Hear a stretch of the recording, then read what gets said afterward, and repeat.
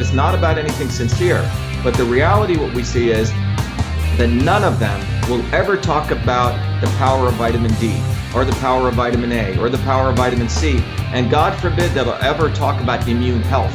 How do you juice up the immune system? Because that core foundational understanding, which is the real science, is that we live in a sea of microbes. I mean, there's 30 trillion microbes inside of me. There's 30 trillion viruses. There's about 60 trillion bacteria among my only 6 trillion cells. I'm a germ farm, okay? And around me is a germ farm, but I'm not dying, you're not dying, most people don't die. The people that do die are the people who have a compromised immune system, have a significantly compromised immune system. Now that happens naturally as people age, the elderly, and there's things that they can do to boost up their immune system. It happens to those who don't take care of their health. It happens to those who have pre-existing conditions, and we've talked about it. In the letter I wrote to the president, I laid out, a very clear understanding of 4 different of these groups: people who have COVID-19, the people who are immunosuppressed, the people who are in critical care, and the healthy people. And I proposed a way that how you, in a personalized way, support those people with vitamin D and vitamin A and vitamin C and iodine, and you get the economy back to work. There's no reason to do this quarantining and this quote unquote flattening the curve and social distancing as the only way to solve it. But however, what you have Fauci doing and what you have the mainstream media doing is they're going to promote this narrative that, first of all, remember, their numbers were like millions of people dying. Then it went to hundreds of thousands. Right, and I want to bring that up because as each day goes by, the original pandemic numbers are dramatically cut. Now, is this because their projections were way off or because their mitigation strategies were effective? Well, I would argue it was a lot of people are watching our videos, millions of people, and they're probably taking vitamin D and A and et cetera, okay? If you really want to understand. But the more, I think that the reality is that if you look at it broadly, there's a couple of things going on here. First of all, there's a massive propaganda campaign. The goal is to say in June, let's give Fauci the Nobel Prize in Medicine and Bricks or whatever her name is. They're the ones who convinced the president to do social distancing. They're the ones who did quarantining, and we flattened the curve and we won. And by the way, the vaccine's here, okay? That's the propaganda model that they're doing. The reality is the sun's going to come out in a couple of months, pretty strong, okay? Vitamin D. That's what the reality is going to be, but that will be shoved under the rug. The reality is their numbers are not making any sense, and they're cooking the books. So how are they cooking the books? They're doing 2 things. First of all, they're taking the WHO is the organization that creates what are called the diagnostic codes. In the United States, the AMA creates what's called the procedural codes. So if you go into a doctor's office and they assess you, the diagnostic codes are coming from the WHO, actual codes on what your diagnosis is. So what the WHO recommended was they would have 2 codes. One code would be you actually were diagnosed with COVID. You got the antibody test or you did the PCR test, which by the way has a lot of false positives, and you have COVID positively. The other one was it was a very fluffy code, which is, well, it sort of feels and looks like COVID. We see some, shortness of breath, or they're coughing, whatever that is. So those 2 codes in a letter, which I was able to, someone shared with me, a senior official at a hospital, a pediatrician, the CDC sent a letter out about a couple of weeks ago to hospital administrators all over the country, telling them to purposefully merge those codes, okay? What that means is you come in, I give you an example. One of our friends, her husband was a smoker for 20 to 30 years. Always, whenever flu season came, he's an elderly gentleman, a gentleman in his late 70s. He was going to the hospital and getting intubated, et cetera, with pneumonia.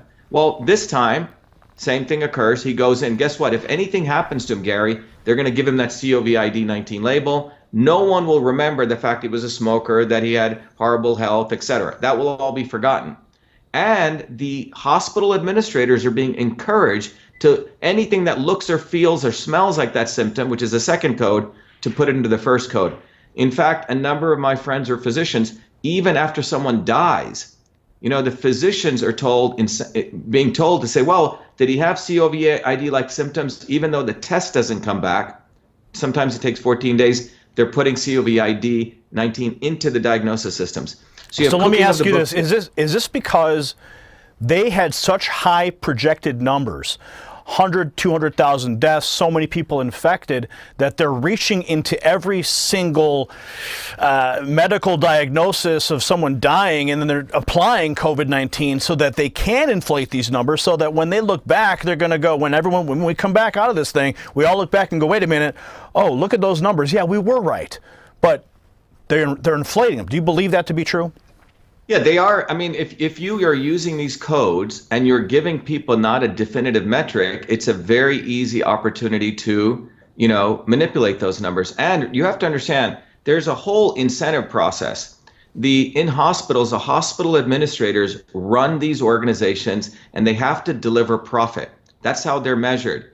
The hospital administrators, remember, there are people called GPOs and PBMs, group purchasing organizations and PBMs, who drive all the supply chain into those hospitals, who are the middlemen. So there are incentives for tagging certain protocols, certain diagnosis. And most of that is so opaque, a lot of us can't even get access to that. But what I'm trying to say, Gary, there's an incentive under conditions by the hospital administrators to put things as COVID 19. It's separate, and by the way, one of the things that people need to understand is you're seeing, remember this, we're still in flu season, right? There's people, tens of thousands of people are dying of the flu. Well, guess what? The flu numbers are going down, okay? Interestingly, proportionately. So we're basically, I would argue, we need to do an investigation. We're cannibalizing from those flu numbers to beef up the COVID-19 numbers. Remember, the big game here is not now, it's 6 months from now, 9 months from now. We must have mandatory vaccines, and pharma is our gateway to all solutions. So I'd like to go ahead. I'd like to, having said that, talk about some of those categories and really enlighten people into the reality of how these people don't give a damn about people's lives. So let's talk about the critically ill. So, I did a video yesterday really sharing how the alveolus works, right? So let's remember, there's 4 groups. Someone who just has a COVID, they've decided they have COVID-19, right? Antibody test or the PCR test. That's one group. There's another group of the immunocompromised, but there's even a more important group that we're right in the hospitals right now. Which are those people? Those are the people that are critically ill, Gary. Critically ill. And if you saw the U.S. News report that came out yesterday, they said most of those people on ventilators, which means most meaning 95%, are going to die. Okay? So why? The reality is, let's go back to fundamental science, which Gates Foundation is not talking about, which Fauci's not talking about, and in fact, the pharma sharks swimming around Trump are not talking about. Let's go to very, very simple physics. So these people who are critically ill, well, how do they get there? Well, first principles, they have compromised immune systems 99% of the time. All right? Something happened to their immune system, and guess what happens?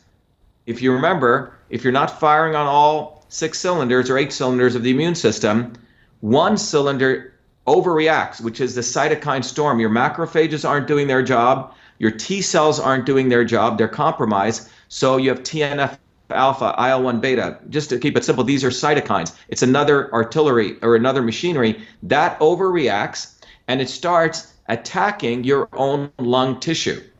All right? I hope that's clear. So that overreaction takes place. Well, that's called a cytokine storm.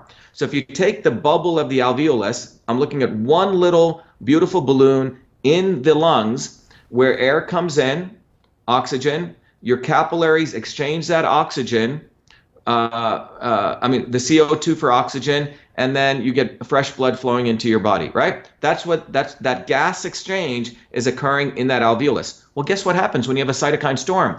That poor little alveolus, which is a beautiful little alveolus, starts filling up with edema, which, think about it's filling up with fluid, all right? Now, you put people on a ventilator. So just think about it. You got a little balloon here filled with water, okay, half water. If you go to basic physics, if people don't remember, there's a law called Boyle's law. Pressure is inversely proportional to volume, okay? So if you reduce the volume, what goes up? Pressure goes up, right? So now you're taking people and you're putting them on these ventilators, high pressure ventilators. when their body is already undergoing a cytokine storm, it's being filled up with fluid. And what are you doing? You're sending more high pressure in there. And fundamentally, what's happening is you're exacerbating this cytokine storm. You're causing more damage. You're literally popping off iron groups. Iron, every red blood cell has hemoglobin groups, hemoglobin attached to iron, and you're oxidizing, you're creating further what's called oxidative stress. I'll be doing a video discussing this more, but fundamentally these ventilators are killing people, particularly the critically ill. But it's a monetary, huge economic opportunity for the hospital administrators. Every ventilator they get in, Gary, is money, right? Now they created high demand, higher price. Simple solution, and this is what's criminal. Vitamin C, IV vitamin C. And what I'm talking about is not even, medical advice. People should just go in the literature.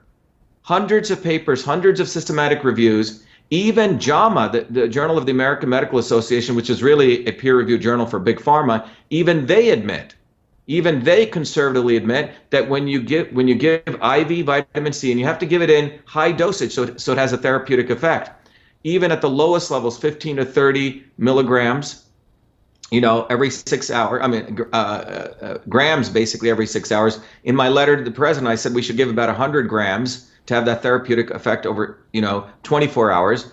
Amazing effect, because what does vitamin C do? Vitamin C really has three properties, okay? It's a powerful anti-inflammatory. It's a powerful antioxidant.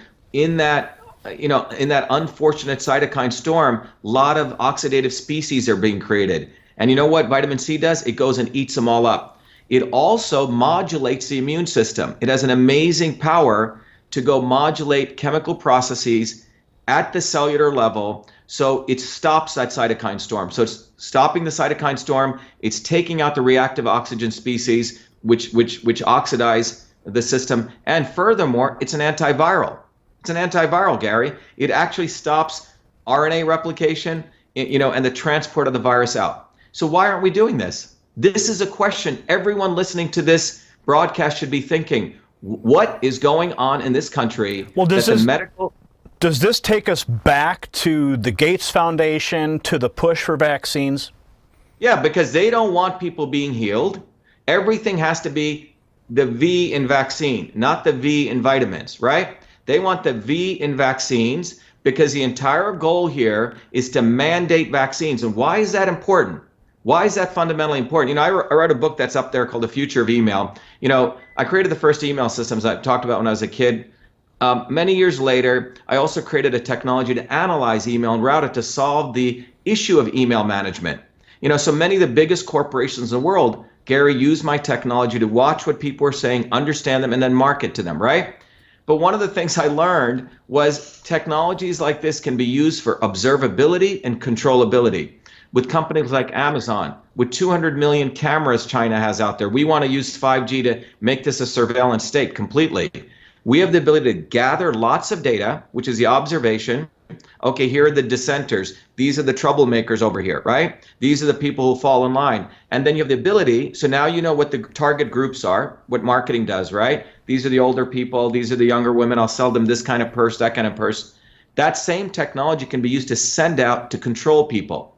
Well, the larger goal here is to create a large-scale factory of automatons. And I think the elites are thinking this, well, do I replace this with silicon-based robots? They're easily controllable, right? Program them and eliminate large parts of the population. Or they probably did a recalculation. Wow, silicon-based robots, that's very expensive, okay? Why don't I take my carbon-based creatures and automate them? You see what I'm saying? Wow. Control them. Well, one of the important ways to control them is you must control the bloodstream. You must control our health because it's a last oasis of what we have. So as a part of doing that,